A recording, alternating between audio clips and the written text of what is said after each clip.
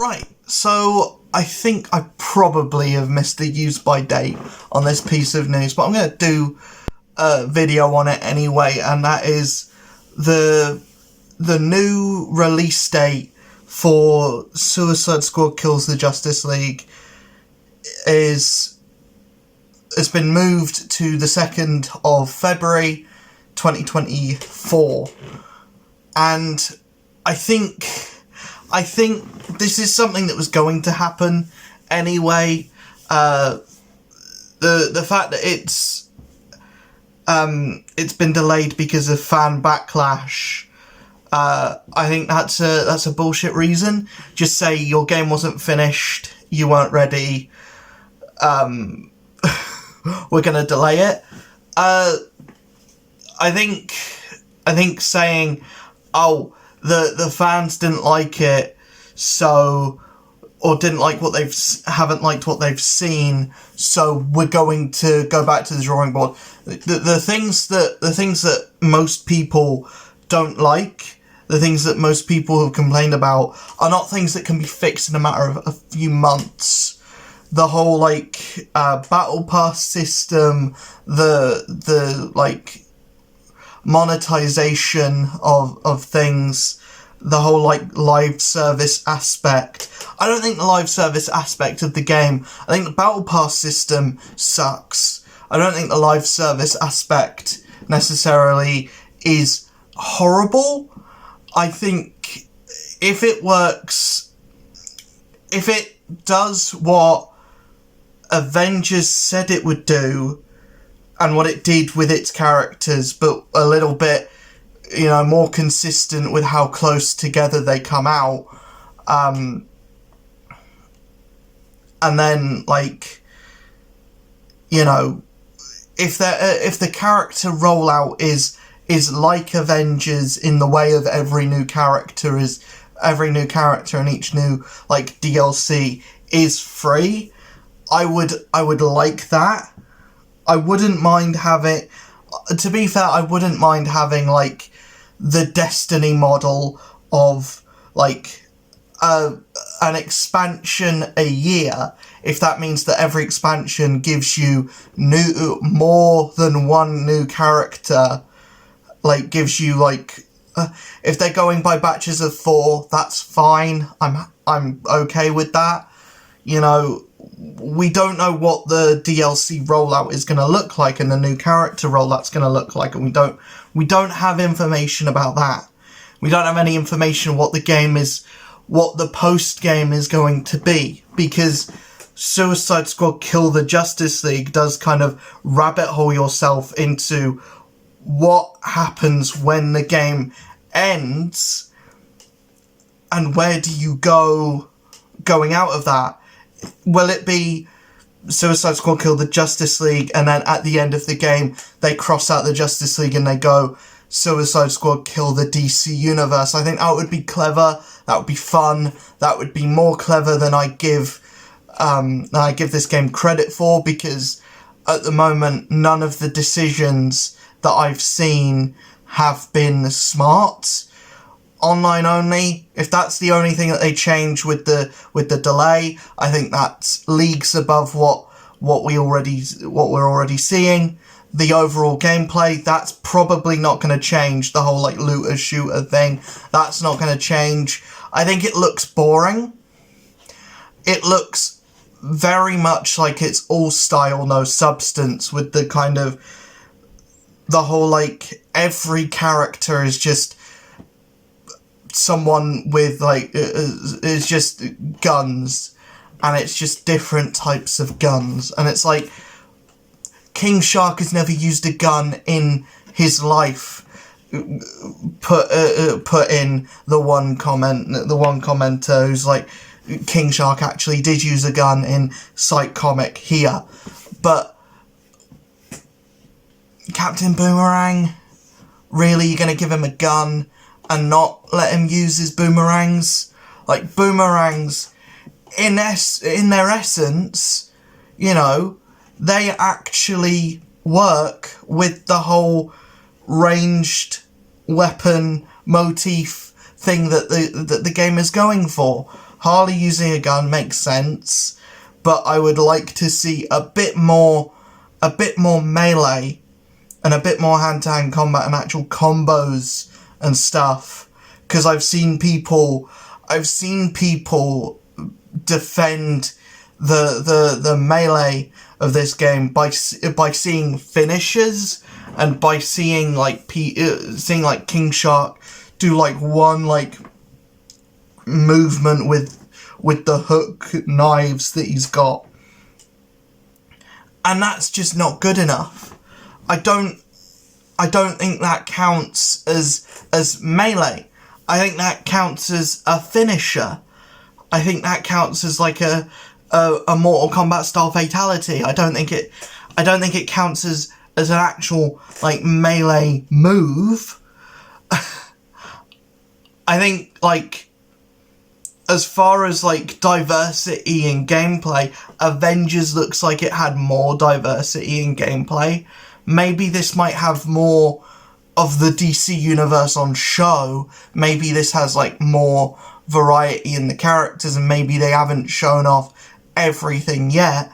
But you would think that they'd have shown off a bit more than they have with the game having had a release date that was so soon but got delayed, and that even the delay is still like we should have seen more than we have seen at the moment anyway. I hope there's more characters in the actual base game, because for a live service game, at least Avengers had 6 and people were saying that wasn't enough. So 4 is definitely not enough, especially with like, you know, how many members of the Suicide Squad are popular in the zeitgeist now. Where's Rick Flag? You're doing him dirty. We haven't seen any of him anywhere. You know, Peacemaker, Bloodshot.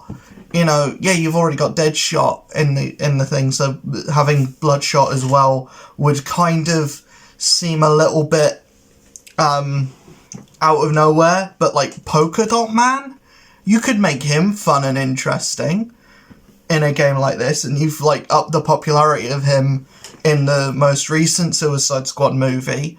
Killer Croc would have been great to have. Like if you don't want to do King Shark as like a big hulking behemoth thing, and Killer Croc is still alive in the Arkham universe, and he was like a big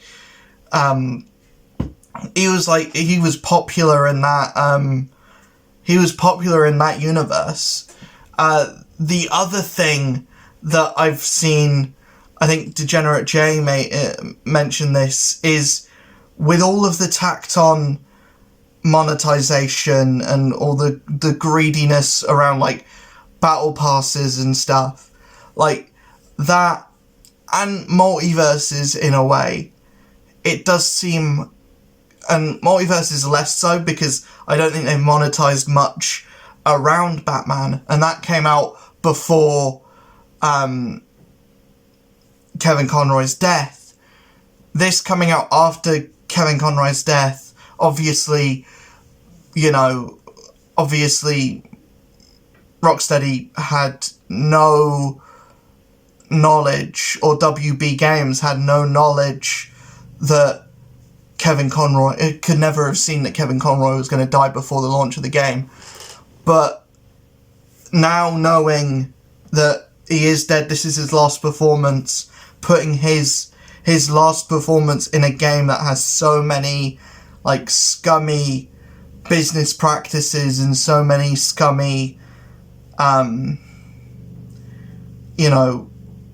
monetization practices in it. It's hard to get around that, and it's a hard pill to swallow, that one.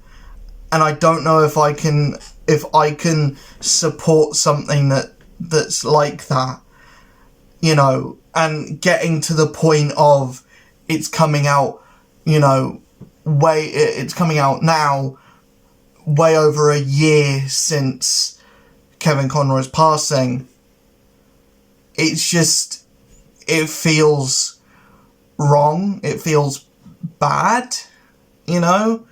I hope that the monetization isn't as scummy as it is. Will I still buy this game and play it? I don't know, because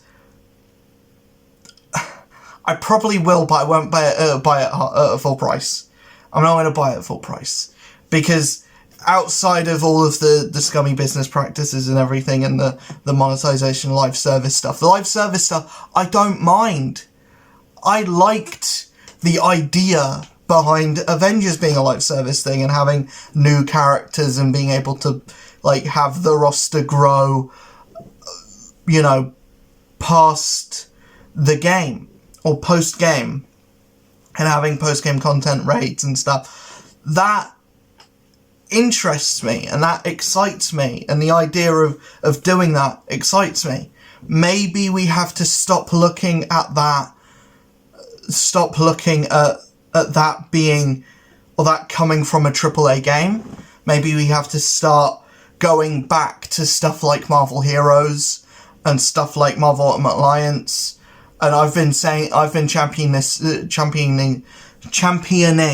this for a while, is like a Marvel Ultimate Alliance 2, Marvel Ultimate Alliance remaster, and then giving us a Marvel Ultimate Alliance 4, which did have, like, the live service model of getting, like, more, like, having, like, DLC packs coming out, like, at least one a year for, you know, many years to come after the game's release. And doing a similar thing with Justice League, or with the DC's characters as well. I don't think we need to have, like, a AAA licensed game, because they never get to pick up enough speed and enough momentum, and there's so many things that people look for in that kind of experience, and there's already expense going in. There's expense when it comes to buying the console at start anyway. There's expense when it comes to, you know, buying new games. New games are like 70 quid a pop now for AAA games. So, you know, and then you want us to buy a battle pass, you want us to buy, like, a legendary edition, which is, like, way over 100 quid for a legendary edition, which gives you what should come in the regular edition. You know, there's so many extra price tags attached to like live service games these days, and like games in general these days, that, you know, the more money you expect people to pump in, the less money you're going to see.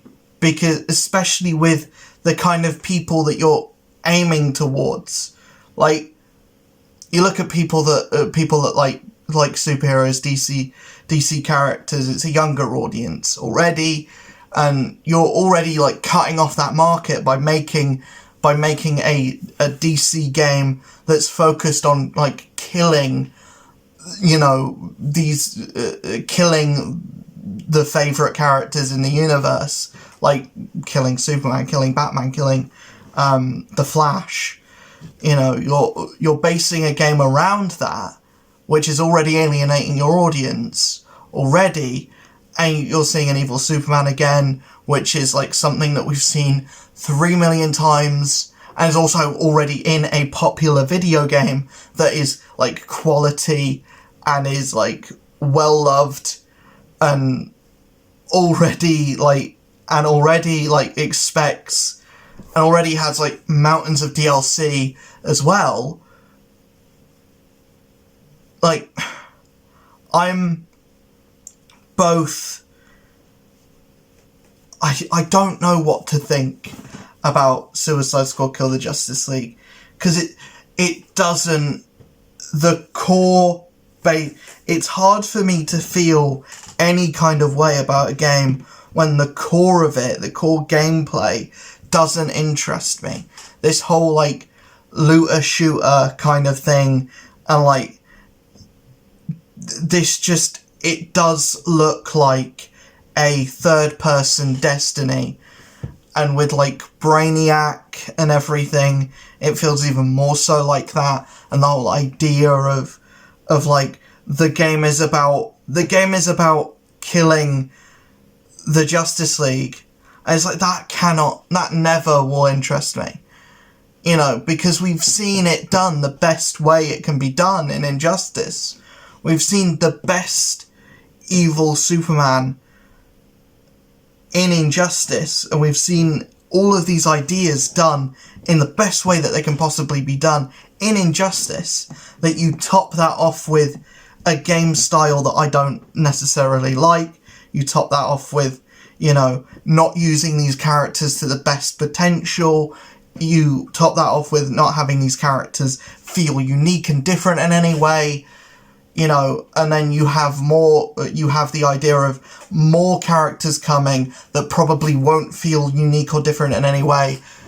I don't know if I care, really, anymore.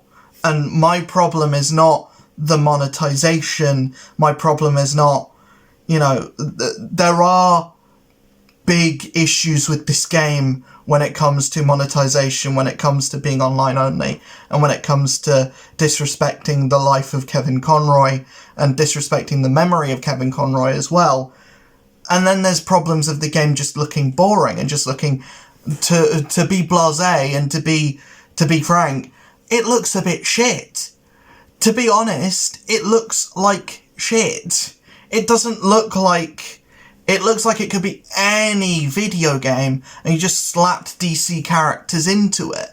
It doesn't feel like, at least from the gameplay perspective, I mean, the characterization of the Suicide Squad themselves, great, top notch.